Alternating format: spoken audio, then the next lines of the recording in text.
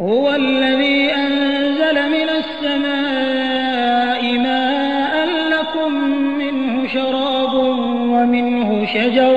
ومنه شجر فيه تسيمون ينبت لكم به الزرع والزيتون والنخيل والأعناب ومن كل الثمرات إن في ذلك لآية لقوم يتفكرون وسخر لكم الليل والنهار والشمس والقمر والنجوم مسخرات بأمره إن في ذلك لآيات لقوم يعقلون وما ذرأ لكم في الأرض مختلفا ألوانه إن في ذلك لآية لقوم يذكرون وهو الذي سخر البحر لتأكلوا منه لحما طريا وتستخرجوا منه حلية تلبسونها وترى الفلك مواخر فيه ولتبتغوا من فضله ولعلكم تشكرون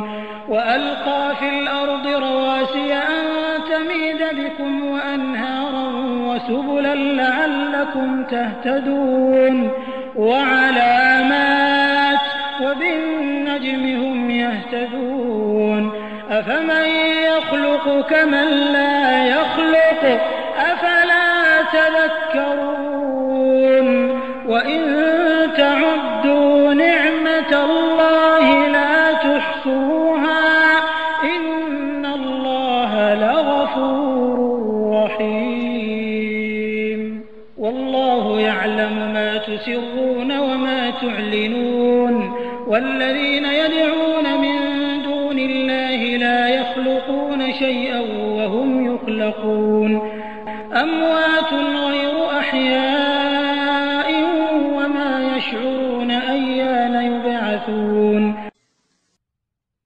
तोच होय की ज्यानं आकाशातून तुमच्याकरता पाणी उतरवलं जे तुम्ही पिता आणि त्याच पाण्यानं तो झाडही उगवतो ज्याच्यात तुम्ही आपल्या जनावरांना चरवता. याच पाण्याद्वारे तुमच्यासाठी शेती, जैतून, खजूर आणि द्राक्ष याशिवाय प्रत्येक प्रकारची फळं तोच उगवतो. निसंशय या सर्व बाबींमध्ये एक एक निशाण आहे त्या लोकांकरता जे विचार चिंतन करतात. आणि त्यानंच आपल्या हुकुमानं रात्र आणि दिवस, सूर्य आणि चंद्राला तुमच्याकरता कामाला लावलं आहे. तसंच तारे आणि ग्रह सर्वच्या सर्व त्याच अल्लाहनं आपल्या काबूत ठेवून तुमच्यासाठी कामास लावले आहेत. निस्संदेह यातही बुद्धिमान लोकांकरता प्रमाण आणि पुरावे आहेत. आणि जमिनीत उगवणाऱ्या उत्पन्नामध्ये तमाम रंगीबेरंगी वस्तू तुमच्याकरता त्यानंच निर्माण केल्या. चिंतन करणाऱ्या समजूतदार लोकांसाठी यातही निशाणी आहे. आणि तोच होय ज्यानं समुद्राला तुमच्या कामास लावलं, ज्यातून ताजे मासे काढून तुम्ही खाता आणि समुद्रातून दागिनेही काढून अंगावर चढवता. आणि लक्षपूर्वक पहा की जहाज कशा प्रकारे समुद्राची छाती फाडत चालतं, यासाठी की तुम्ही अल्लाहची कृपा अर्थात त्यानं दिलेली रोजी शोधू शकावं आणि या सर्व वस्तू प्राप्त करून त्याचे आभारही मानत जा.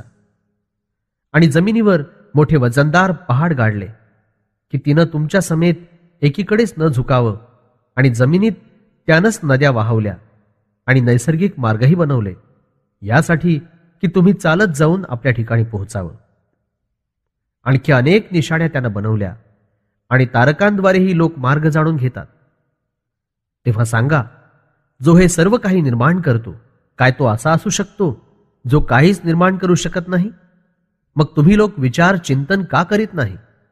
जर तुम्ही अल्लाहच्या कृपा देणग्यांना मोजू पाहाल तर मुळीच मोजू शकणार नाही. निस्संदेह अल्लाह मोठा माफ करणारा, मेहरबान आहे.